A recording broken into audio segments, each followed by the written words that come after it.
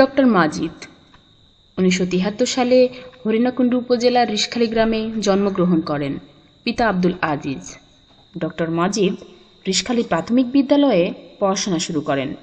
Rishkhali high school থেকে class 8 পর্যন্ত পড়াশোনা করার পর ভর্তি হন ঝিনাইদহ সরকারি বালক বিদ্যালয়ে এবং সেখান থেকে বিজ্ঞান বিভাগে ম্যাট্রিক পাশ করেন।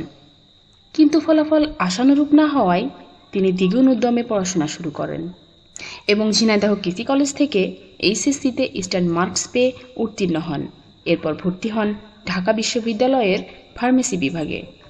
তিনি পড়াশোনার পাশাপাশি অবসর সময়ে খণ্ডকালীন চাকুরিও করতেন। পরবর্তীতে বিভিন্ন জায়গায় চাকরির সুযোগ পাওয়া সত্ত্বেও 2003 সালে ঢাকা বিশ্ববিদ্যালয়ের ফার্মেসি বিভাগে অধ্যাপক হিসাবে যোগদান করেন। বর্তমানে তিনি ঢাকা বিশ্ববিদ্যালয়ের ফার্মেসি বিভাগে অধ্যাপক হিসাবে নিয়োজিত আছেন। আমি প্রথমে বলি, আমার গ্রামের বাড়ি হরিণাকুণ্ডু থানার উপজেলার রিশখালী গ্রামে। এটা একদিক দিয়ে বিখ্যাত গ্রাম এই হিসাবে যে এখানে ব্রিটিশ বিরোধী যে আন্দোলনের প্রবক্তা বাঘাযতীন তার জন্মস্থান, সেই হিসাবে রিশখালী গ্রাম বিখ্যাত। এই গ্রামে প্রাইমারি স্কুল আছে, সেই স্কুলে আমার লেখাপড়া। প্রাইমারি শেষ করে সেই হাই স্কুলে পড়া, রিশখালী হাই স্কুল, নতুন হাই স্কুল।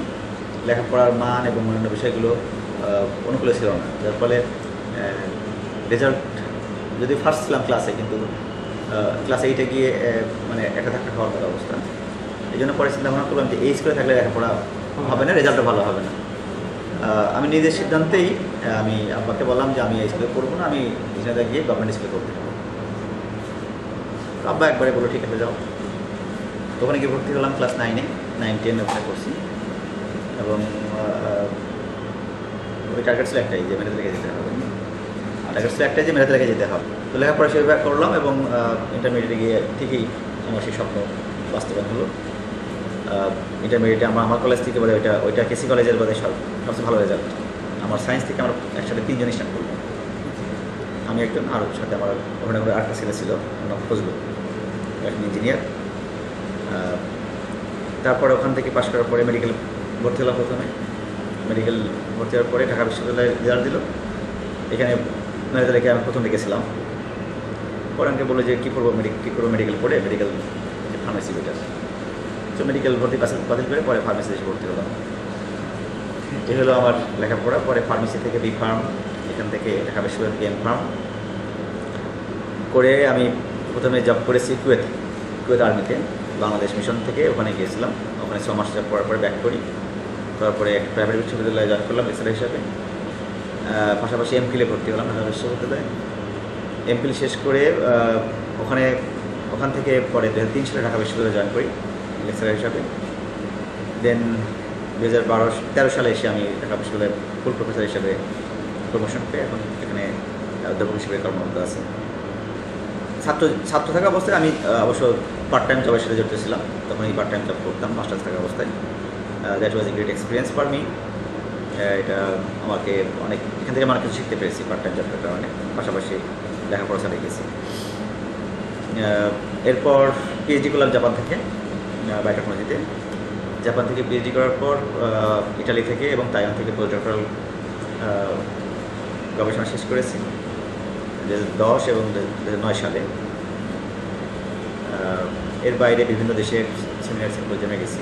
আপনার যে উচ্চশিক্ষা আসা বা বড় হতে যাওয়া, এই ইন্সপিরেশনটা আপনি কোথা থেকে পেয়েছেন বা কার মাধ্যমে আপনার ভিতরে এটা আসছে? এটা আসলে আমার ক্ষেত্রে যেটা মনে হয়েছে যে এটা আমার একটা ইনহেরিটেন্স, একটা ছিল আমার ভিতরে।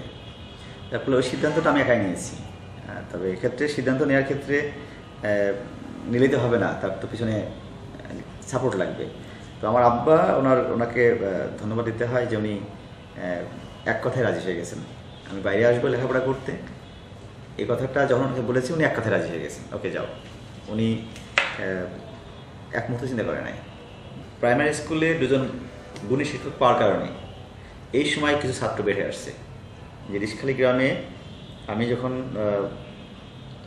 স্কুলে পড়ি তখন আমার গ্রামে একজনই ছিল ডিগ্রি পাস। এরপরে বাদে নেক্সট গ্রাজুয়েশন বাদে আমি। আর এখন আমার গ্রামে ডাক্তার হলো 3 জন। MBBS ডাক্তার 3 জন, বিশ্ববিদ্যালয়ের শিক্ষক আমি, কলেজের শিক্ষক আছে, ব্যাংকার আছে, এবং এই যাদের কথা বলছি এরা একটা সময় বের হয়ে আসছে, কিন্তু পরপর এরপরে থেমে গেছে। কারণটা কি? তার মানে কি এই যে ওই গ্রাম থেকে আর কোনো মেধাবী ছাত্র বা ওই এলাকা থেকে আর কোনো মেধাবী ছাত্র তৈরি হয়নি বা জন্ম হয়নি? দ্যাট ডাজ নট মিন ইট। তাদেরকে নার্সিং করানো যায় নাই প্রপারলি, তাদেরকে পরিবেশ দেওয়া যায় না প্রপারলি, যার ফলে তারা উঠতে পারে নাই। আগে শাসন ছিল, এখন শাসন নেই। শাসন নেই বলে তো, শাসন না থাকলে তো কোনো কিছু হবে না। শাসন করার অধিকার যদি না থাকে টিচারের, তাহলে টিচার কীভাবে একজন ছাত্র গড়ে উঠাবে? আমাদের ওই যে বললাম না যে 2 জন শিক্ষক, প্রাইমারি শিক্ষক ছিলেন, ইসাহাক স্যার এবং ইব্রাহিম স্যার, এখনও বেঁচে আছেন, অবসর জীবন মনে করছেন। আমাদের শাসন এবং আদরে আমরা বড় হয়েছি, কিন্তু এখন কিন্তু কোনো স্যার শাসন করার অধিকার রাখে না,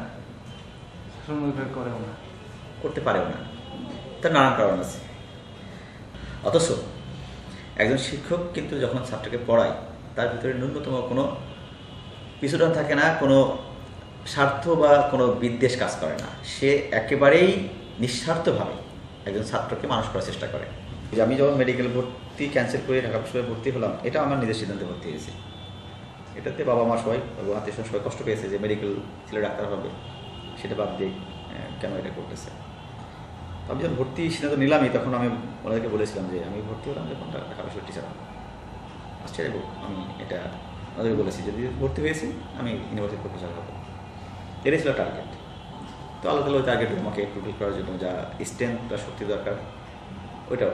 তার মানে এর মানে এই যে, এটা আসলে আমার কথা বলছি না, এর মানে হলো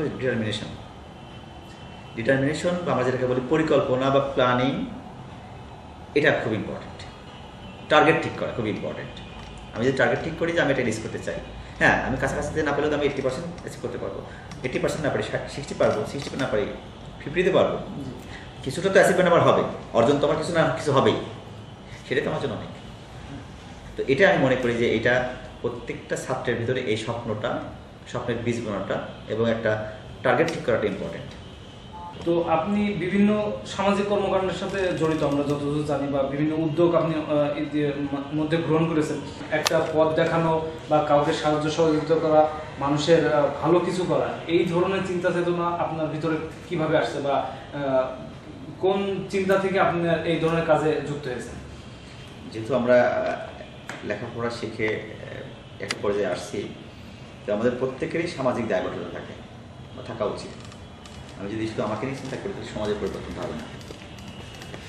এই সামাজিক দায়বদ্ধতা থেকেই কাজগুলো করা, এর বাইরে আর কোনো দ্বিতীয় কোনো থট বা থিঙ্কিং থেকে কাজগুলো করা মানে হয়নি বা হচ্ছে না। একটাই যে পরিবর্তন আনতে হবে, উন্নয়ন করতে হবে। তো উন্নয়ন করতে গেলে আমরা যদি এগিয়ে না আসি, আমরা যদি গাইড না করি বা মানে আমাদের সময়টুকু না দিই আমাদের সমাজকে, আমাদের পরিবারকে, আমাদের দেশকে, তাহলে তো পরিবর্তন আসবে না। তো সেই বোধ থেকেই সেই স্বপ্ন থেকেই এই কাজগুলো করা। তবে সেটা খুবই একেবারেই প্রাথমিক পর্যায়ের কাজ। আমি এটাকে বিস্তীর্ণ করতে চাই যেন আমাদের হরিণাকুণ্ড একটা আদর্শ উপজেলা হিসেবে গড়ে ওঠে, সেটা আমার স্বপ্ন। আপনার সাথে অনেক কিছু জানলাম, অনেক কিছু শেয়ার করলেন আমাদের সাথে। আপনার অনেক মহৎ উদ্যোগ বা অনেক প্ল্যান আপনি যেগুলো আছে সেগুলো বাস্তবায়ন করার চেষ্টা করছেন। আমরাও আপনার সাথে আছি এবং সকল প্রয়োজনে আপনার সাথে আমরাও কাজ করব ইনশাল্লাহ। তো আজকে এই আপনার এত মূল্যবান সময় দেওয়ার জন্য আমাদের পক্ষ থেকে আপনাকে ধন্যবাদ। আমি আশা করি যে আমরা আমাদের সবার ছাত্র, শিক্ষক, পেশাজীবী, এলাকাবাসী সবার সম্মিলিত প্রচেষ্টা এবং প্রয়াসে আমাদের উপজেলাকে একটা আদর্শ উপজেলায় উন্নতি করতে পারবো এবং এলাকার সার্বিক পরিবেশ এবং দারিদ্রতা, শিক্ষার হার বাড়াতে পারবো। ধন্যবাদ।